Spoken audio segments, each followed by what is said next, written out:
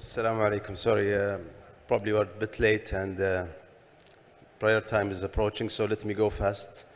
I will share with you one of the cases that we have done, and I was asked to present as live in a box. I choose this title because, you know, sometimes you cannot do perfect job, but at least you need to be safe and practical. Have a loaf better than nothing.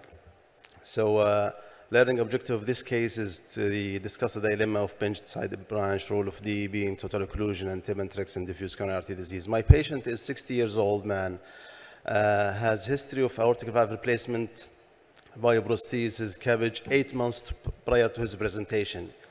He used to stay in our region, but he traveled because he doesn't have insurance coverage, and he went to a remote place to do surgery because he thinks this is lower cost. Came after 8 months with ACS, high-risk ACS, VTR risk positive troponin. We did echo, the valve was okay, and these are his coronaries. You see the native arteries, diffuse disease occluded in the distal segment. This is the venous graft that he has 8 months back. You see disease in the distal segment at bifurcation. All 3 distal grafts are disease involved in this severe stenosis. His lima was not grafted, so they gave him venous graft to the LAD, which is occluded. So probably he gained nothing from his CABG. This is his native left system, diffuse disease left main, occluded circ, diffuse disease LAD, involving 3 branches diagonal, all are having tight stenosis. So let me go now to the live case. So in these cases, you need to be practical. We did not use magical things. We just want to help this patient, make sure that he has good perfusion to his major epicardial arteries.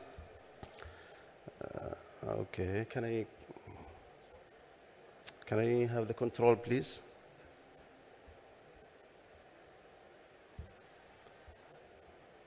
So, probably I'll just lead the revascular PCI to the circ and the LAD. So we can show you the angiogram. Start from the beginning. Go next. So this is the RCA that was fixed a few weeks back. Go next. So, okay, let me just. You see a jacket of metal. So as you can see, the RCA was fixed in the first session with DK crush technique. From the and he brought for the system. Yeah. All the way back to the up to the ostium, and you can see retrograde filling to the circ from the RCA.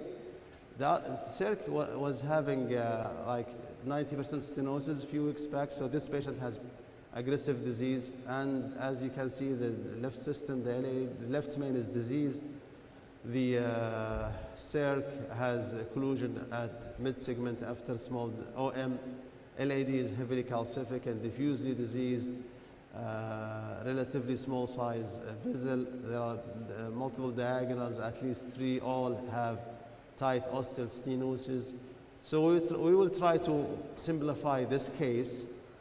Probably will not be able to run after every single diagonal here, but we will choose the largest 2 and protect it. And then we go from there. Now Dr. Baha going to wire the occluded circ. We think this occlusion is acute occlusion, so we will use workhorse wire first, keeping in mind that we may need microcatheter support and special wires for total occlusion. So our plan was going to start with the LCX as it's total. Let me comment myself because the voice is not clear.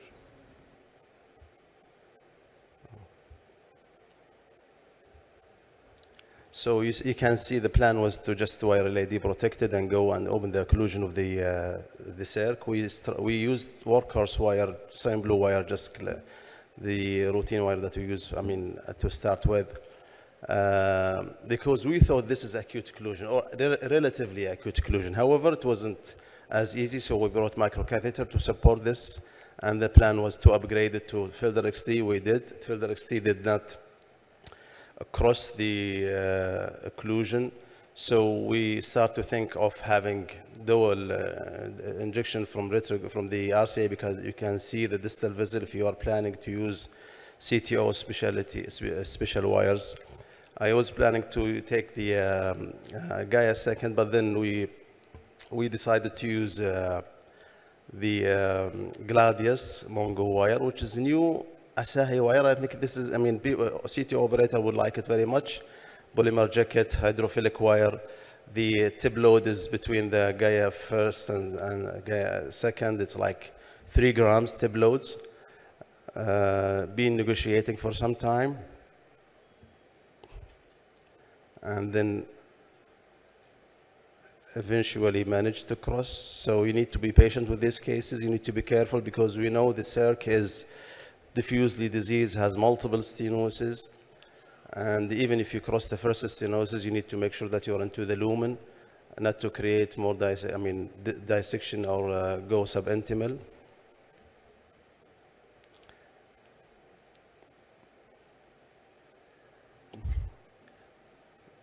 So there is small side branch close. Take the tip of the wire to this small side branch. So, and then eventually this Gladius wire managed to cross. You need to make sure that your tip is free, and then you need to use the microcatheter to exchange into the workhorse wire, just to protect the distal vessel, because as I said, I mean, keeping the CTO wires distally may create, perforation or, dissection or injury to the distal vessel. So the regular microcatheter that we are using are cross-head microcatheter. You do rotations while introducing this microcatheter clockwise, anti-clockwise, and then smoothly crossing to the occlusion and bring the regular wire.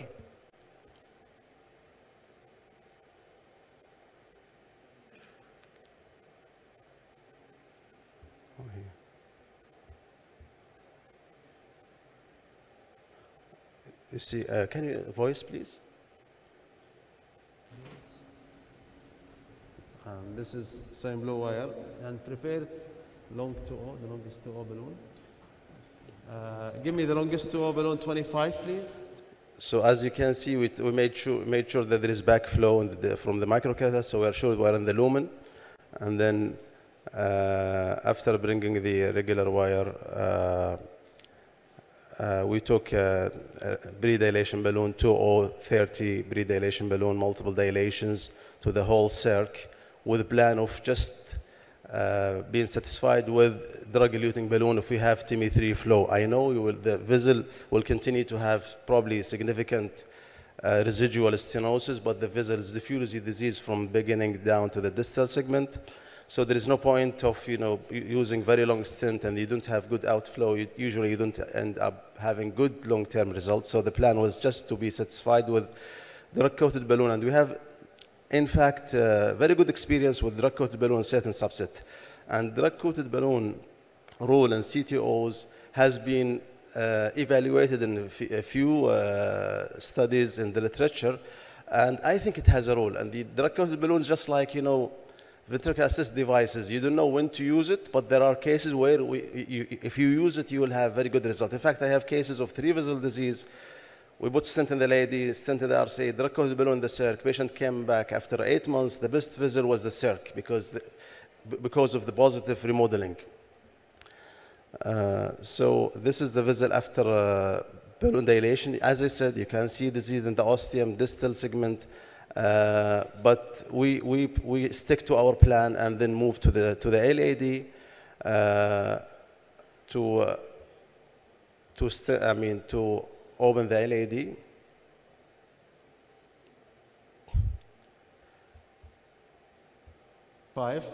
We will go to the LAD.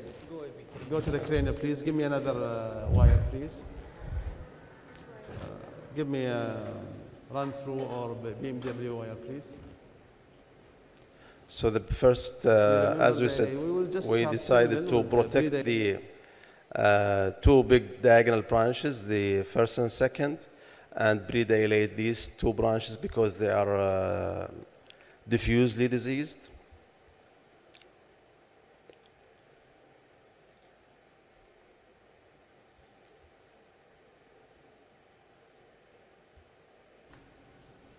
Good. So this is the first diagonal, which we think the largest one. And this is the second one, is it? Yes. Yeah. So we will do IVUS now.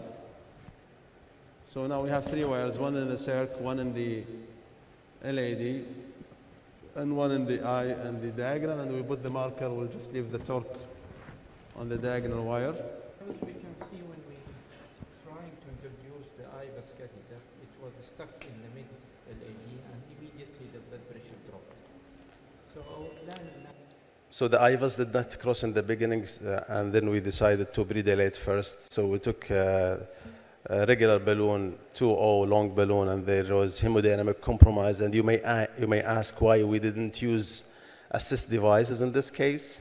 The options that we have, intra-aortic balloon pump or Impella. We have fresh tissue aortic valve, so I think it's contraindicated to use Impella in these cases. However, there are case reports in the literature that where they used Impella over the aortic tissue valve successfully, and there are case reports of entangled, anchored Impella on the tissue valve. So my personal opinion was not to use it unless you are in cardiology. I mean, there is no other option to bail patients out. So we decided to go fast, and we did not use rotablation as well because the vessel is having multiple diseased diagonals, and the chance of losing these diagonals is high with rotablation. So we tested these calcifications with regular balloons, then NC balloons, and there was good expansion. Then we did IVUS. Though there is heavy calcification, but these calcifications are not circular, like 90 to 180 degrees, and most of the calcium was deep, so we know that chance of expansion is probably there without using special atherectomy techniques like rotablation. Shock waves is another possibility, but once we have good response with the traditional way, as I said, we just plan to make it. You can see after predilation there is some dissection, and the patient has some sort of chest pain, hemodynamic compromise, so you need to move fast. 2.5, the longest stent was used from mid RCA.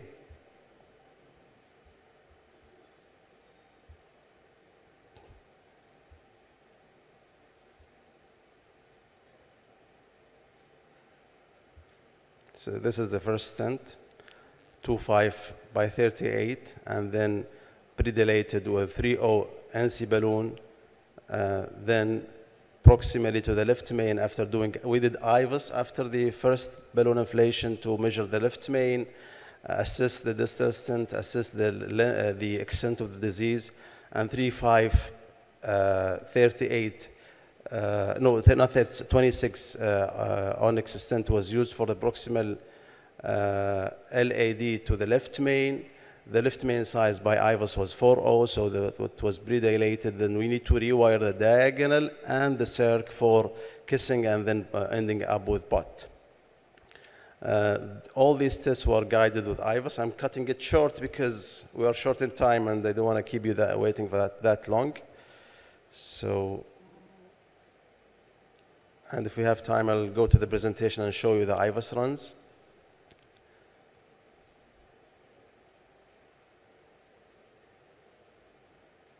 So the rewiring of this diagonal required Felder XT because the regular wire did not manage to cross.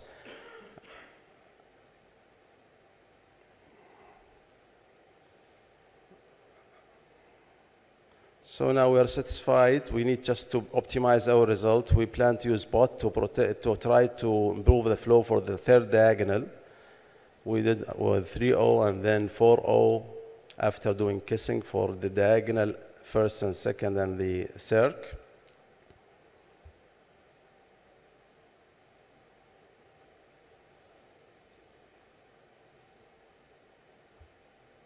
This is the IVUS, post-stenting.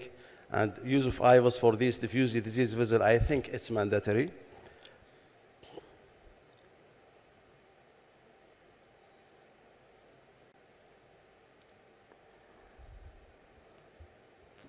Okay, this is the 3-5 stent. I think need to be optimized. We will.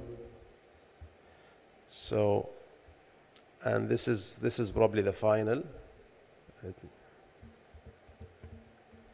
Where is it? Yeah, this is the final.